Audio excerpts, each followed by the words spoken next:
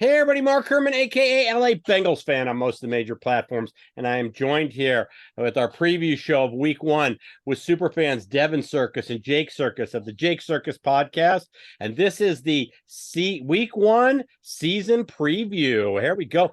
Football We're tonight. back. We're About back. time. Football tonight starts. About All right. time. Well, here we are.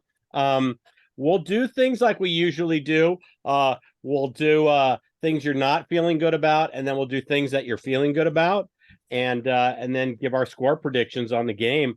I got to tell you right off the bat, one of the things I'm not feeling good about is our history against the Browns. I mean, Absolutely. this team seems to kind of give us problems. Exemplified the most by the week we laid an egg against the Jets. Everybody expected us to come home and just demolish the Browns, and we didn't. So like I just said, that just our overall history, it kind of troubles me. So I couldn't agree more. It goes back to the second the schedules were released. I saw at Cleveland opening weekend and got a lump in my throat and a knot in my stomach. And, I was going to, the one thing that's been jumping out at me all week is the line. If the Bengals were favored by 5.5, I'd be more inclined to bet this than the Bengals minus 2.5. It feels like the ultimate trap. And no, I mean, look, Jake said last week he's let's just say he's not so sure about week 1. I'll let him make a prediction when we get to it. But right. No, there's something about Burrow's 4 years in Cincinnati that has a bad feeling in Cleveland. I remember the game. I don't remember if it was last year or 2 years where Cleveland marches down, scores on the first drive, and second drive, Bengals get the ball, march down the field. Burrow throws the 99-yard pick and go. And then last year, Halloween, it's a tortured, I don't want to say past, but a tortured tenure in Burrow's great tenure in Cincinnati. Yeah. Well, all streaks come to an end, and eventually, I mean, with the ability Burrow had, it's not going to last forever. And why not? Well, turn it we around got this him. week? We got him last year in December. We beat him by 2 scores at home. That was Burrow's first win against Cleveland. Look, in 2020, he only played one game. It was that crazy game where Peoples-Jones made that end zone catch after a great Burrow 2-minute drive to what we thought win the game. We lose that one close. Burrow obviously gets hurt, didn't play in the second Cleveland game, 2021. They laid that egg at home against Cleveland again after the Jets game. I think that moved us to like 4-3, and we're like, okay, maybe the Bengals aren't that good. Burrow didn't play in week 18 because we already clinched the division, and then last year we split with them. So finally getting the win. Bengals ran the ball very well in that game. That was a decent Burrow game. It was Watson's second game back, so we finally got Cleveland, but now calendar shifts to 2023. I'm going to be saying a lot of positives about Cleveland. I think this is a really improved team. They made a lot of under the radar signings in free agency to that run defense that was dreadful last year. We'll talk about that, but yeah, I mean, I'm optimistic. Obviously, it's week 1, but these games are must wins, even though it's in September.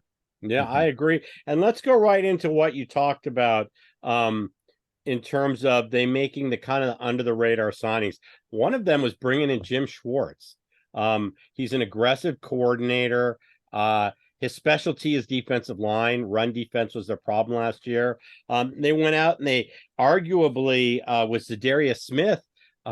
Myles Garrett has his best, the best person he's had opposite him, defensive end on the other side. And they move things around. Schwartz is going to bring guys from all different directions. So the run defense is going to be vastly improved, and protection is going to be an issue. Even with our revamped line, we don't know if they've gelled together yet. We didn't really see him in preseason. We have no idea. So that's a huge concern of mine. It plays right.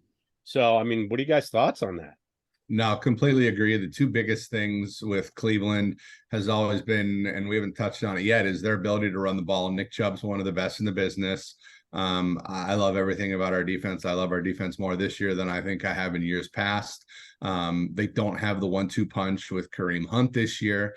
And the other scary thing, as you touched on, is their ability to get to the quarterback. We talked about Jake, I think you made the point last week that everybody in the AFC North can get to the quarterback with 4. Myles Garrett does it as well as anybody. It'll be fun to watch if he's on the weak strong side. It'll be interesting to see if he's flanked against Orlando Brown or if they move him around. Or if they make look, if I'm Cleveland, I move him to the weak side and test Jonah.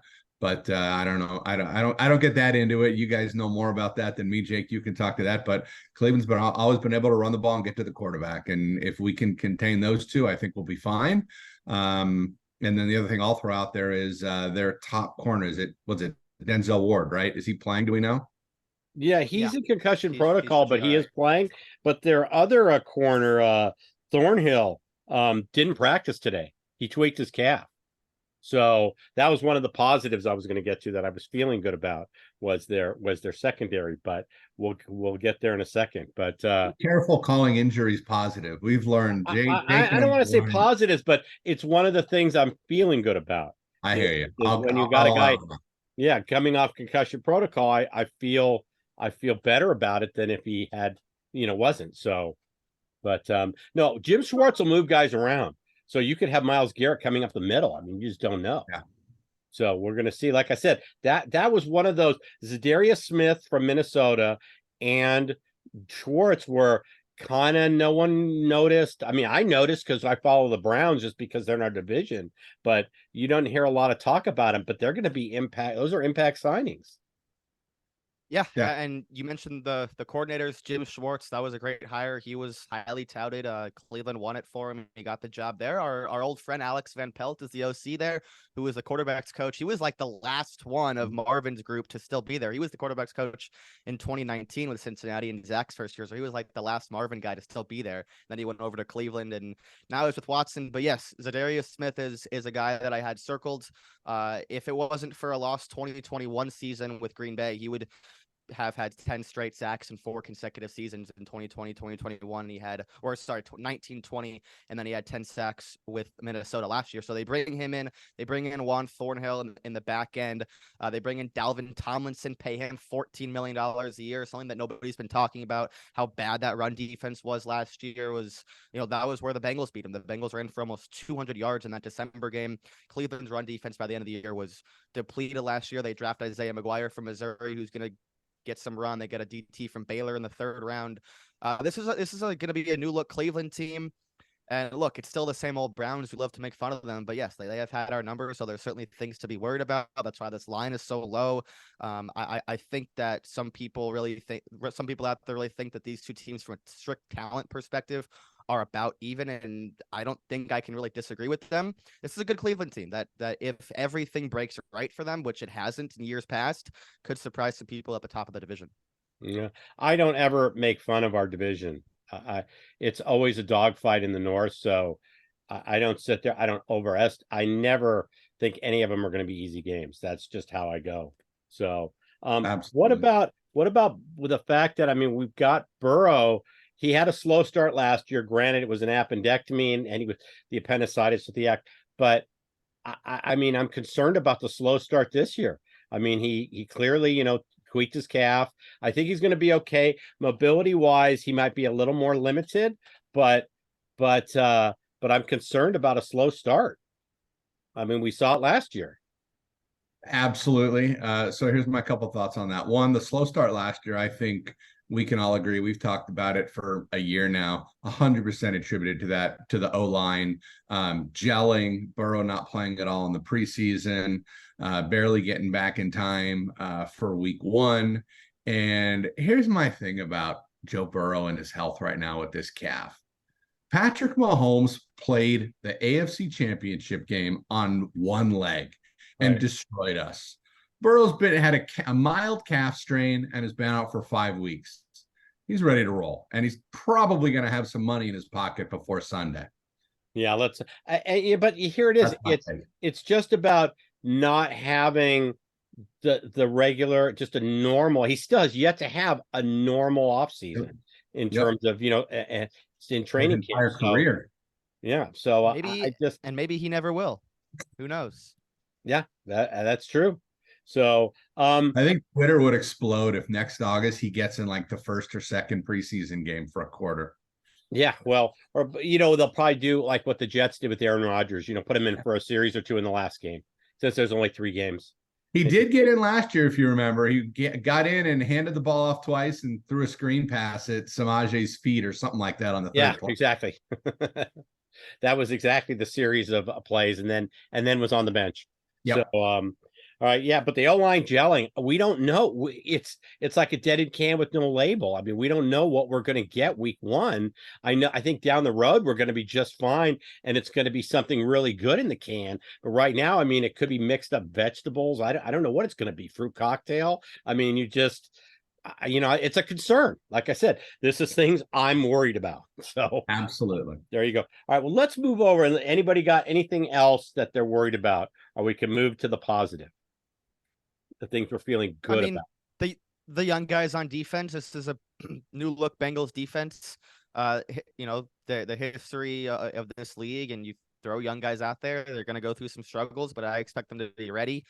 And yeah, I mean, with Cheeto back, that's great. He's looked ready to go. He should be good to go. Should be fine. I'm not a big fan of guys coming off ACL tears, but in the contract year, he'll be as motivated as ever. So yeah, let's get after it with that defense. All right. Well, I think that's a great point. There's a nice, I don't know if I'm taking your transition, Mark. No, but we're seeing on the defense a rise of the young guy. Cheetah is going to lead it. Mike Hilton's going to lead it, but you've got Cam Taylor-Britt, who's going to be coming into his own as a second year. He had a phenomenal summer and is ready to set the world on fire. We saw some great things out of Dax Hill in his limited action. Look to see him elevate, battle as the third safety. He's not going to start, but he'll see plenty of action. And obviously, we're not going to see Joseph Asai, who also was similarly expected to be in that role. Guys like Cam Sample, Jake knows I love my guy, my big boy from Florida. What is Zach Carter? He'll get in the field a little bit, but I am really excited about this defense and seeing number 9 play football. Yeah, me too. Well, let's get into the things we're feeling good about. And one of them is our defense. In Lou, I trust. I mean, I just think this defense is going to be just fine. Everybody's making a big deal about us losing 2 safeties, but it's not like we brought in 2 new guys. Scott's new to our team, but he's not a rookie. Dax Hill, I expect to make the next step up this season. I expect him to definitely improve. And Cam Taylor-Britt, I mean, I feel like as long as our corners stay healthy, we've got 2 shutdown corners. So I feel really good about our defense. Absolutely. I told Jake halfway through the year I started falling. I'm going to say falling in like with CTB. And I told him as soon as he takes his first pick to the end zone, I'm buying the jersey. I'm waiting until he gets it. It'll mean a little more. But as soon as he takes his first one of the house, I'm ordering the jersey that night. All right. Well, I'm going to be watching, hoping he gets one this week. Right off DH Gate. Absolutely. So DHgate.com. Better quality, lower prices. There you go. And then the other thing I want to mention, it's our health. And this is going to tie into what I was feeling good about with the Brown secondary issues is us outside of Asai, we're healthy. Everybody was full practice today. The 3 players that were listed, I mean, we're coming in as healthy as we will ever be, coming into the season. You can't say that about the Browns. I mean, you got Ward coming out of concussion protocol, and then you got the calf tweak today by the other corner. So we're a passing team. I mean, I'm hoping we can exploit that. So I feel pretty good about that. What are your thoughts on that? Yeah, they're gonna throw. Like the Bengals have completely evolved. I've said this multiple times on this show how they've evolved since I would say mid-season last year, and turned into the most pass-heavy offense in the NFL the last half of the year. And they're gonna throw. It's gonna be a lot of quick stuff. Get Irv Smith involved, I would say. And look, you got three studs out there on the outside, or 2 studs on the outside, 1 stud on the inside. Like they're gonna throw.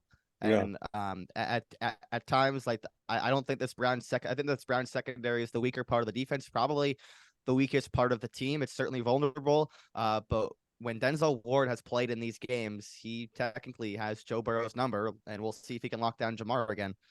Yeah. Okay.